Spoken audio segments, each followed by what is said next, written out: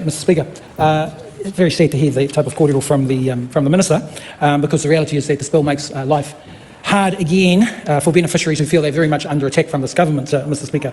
We're talking about some of the most vulnerable members of our society, and we would like to think that government would be working a bit more closer with them. So we have opposed this bill all the way through, Mr. Speaker. We think it is grossly unfair and far too punitive. It's certainly the position that we as opposition have taken up, certainly the Labour Party position. I think it's, Mr. Speaker, grossly unfair to Māori, who make up, we're talking 15% of the population, yet they Māori account for 36%, Mr. Speaker, 36% of all main beneficiary recipients. The Misley Bill doubles the period, and that's the problem here. And we were certainly tested when we were in government over this, Mr. Speaker. But this bill doubles the period during which obligation failures are counted against someone, adds non-financial sanctions for first failures, and forces beneficiaries to reapply for their benefits every 26 weeks. That is very, very tough, Mr. Speaker, on whānau who are already struggling at ground level, already struggling in the community, and you're talking about a devastating effect, perhaps, Mr. Speaker, on families who don't deserve to be going down that track. So it's not a bill about supporting people. This is a bill, Mr. Speaker, about punishing people, which sadly is how this government is being perceived out there in the communities. It's another attempt by the government to blame beneficiaries instead of taking responsibility for their policy that has spiked unemployment numbers. Mr. Speaker, why punish the unemployed for an unemployment problem surely that this government has created? And while they'll say that there is no major increase in terms of unemployment figures, the unemployment figures are still at an unacceptable level. Māori unemployment is up to 10.5%, Mr. Speaker, with an increase in terms of 7,000 more people going on to benefits. We're particularly disappointed, Mr. Speaker, because when we were in government and when I was an employment minister, Māori Affairs, Māori Development Minister, there was a focus, Mr. Speaker, in terms of targeted programs in terms of women, targeted programs in terms of Māori, targeted programs in terms of Pacifica. These now are programs that this government is withdrawing from. They're not seeing the benefits of a targeted and focused program.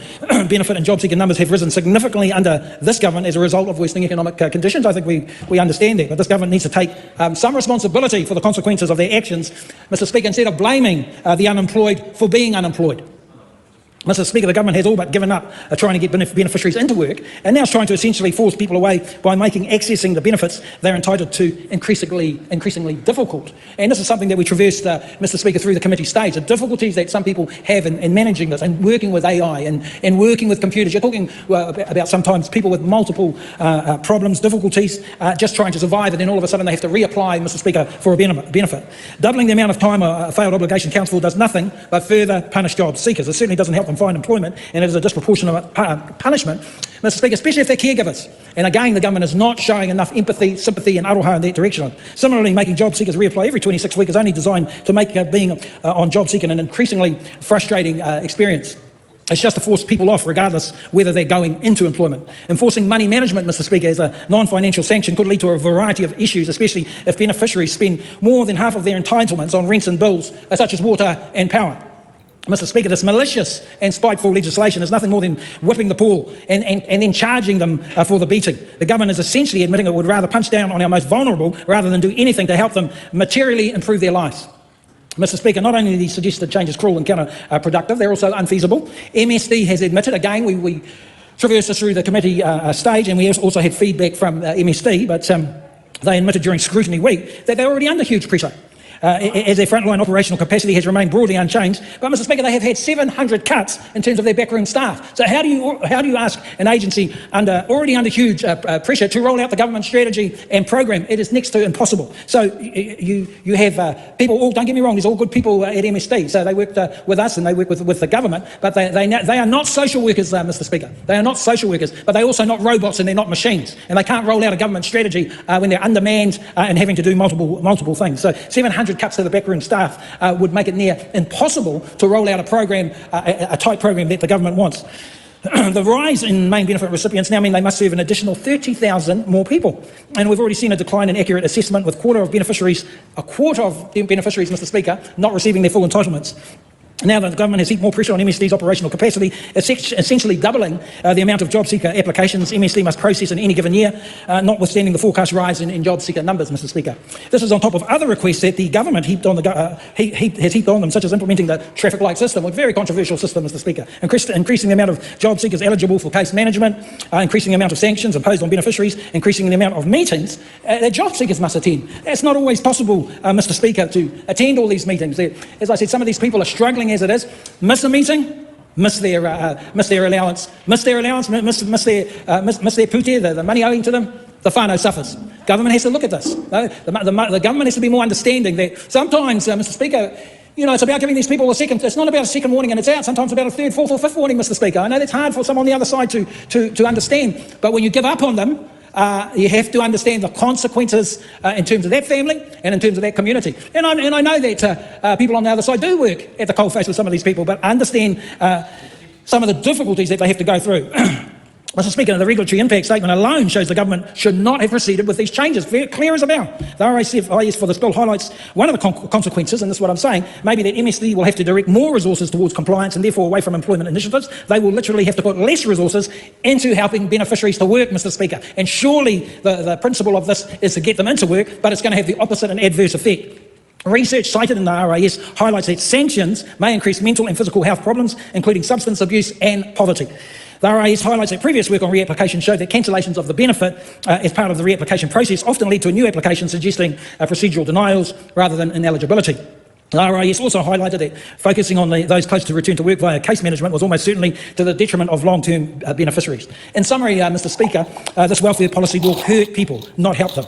I denounce this policy. We in Labour absolutely denounce this policy. It is the wrong policy, Mr. Speaker. It is too punitive. It's about punishing people all the time. We need to take another way. We need to have to look at things a different way, a more embracing way, a more aroha way. That is the view of Labour, and we will stick by that and put that again in place when we're back in government. Kia ora, Mr. Speaker. Well, it was on the money. Yeah, I mean, I don't disagree with him. I mean, the stats pretty much line up with what he's saying. Jobs have been cut. People going on benefits has increased. The amount of sanctions have increased because people are struggling to comply. And there are ethical concerns around those sanctions, whether or not it is ethical to sanction someone because they were unable to attend an appointment. Does this government care about that? Is this government giving case managers discrepancy around that issue? These are questions I'd like for Louise to answer. But managers still required, and this was implemented under Carmel Sepuloni, to have a two-person verification. You have to get a second opinion before you can apply for a sanction, because that was common that people were being sanctioned, and a lot of these sanctions were being overturned, funny enough.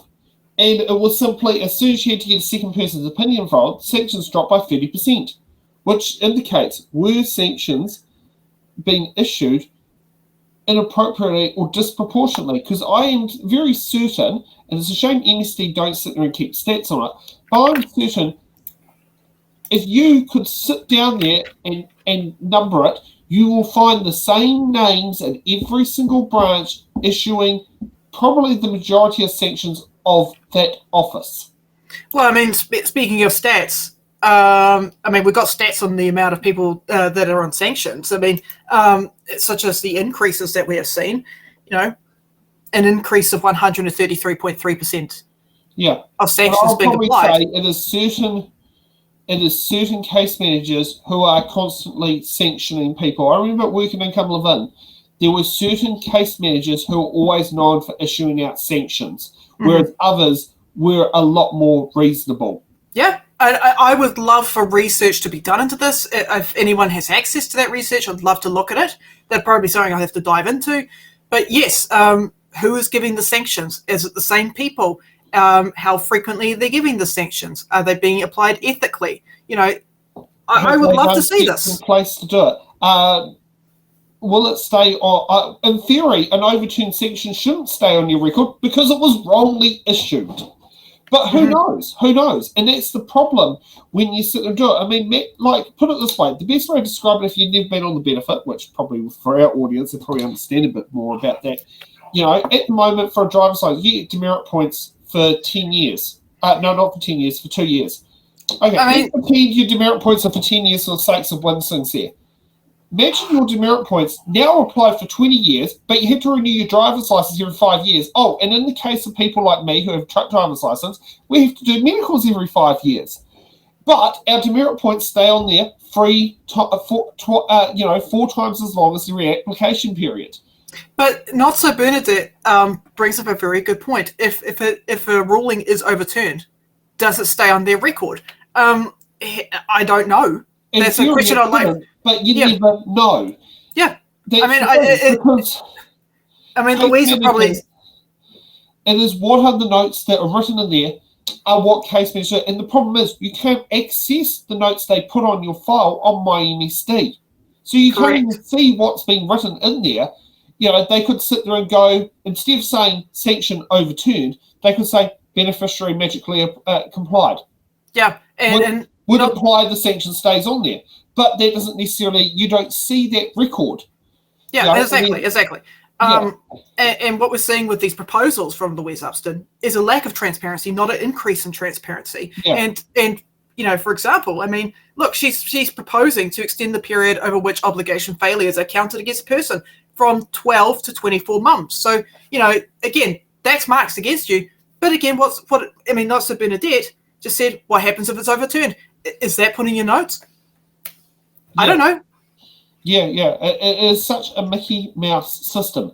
And maybe they need to spend the same amount of money that the IRD spent on upgrading their system for MSD to do it. Yes, it might cost billions, but for the long term, it might bring in a better system.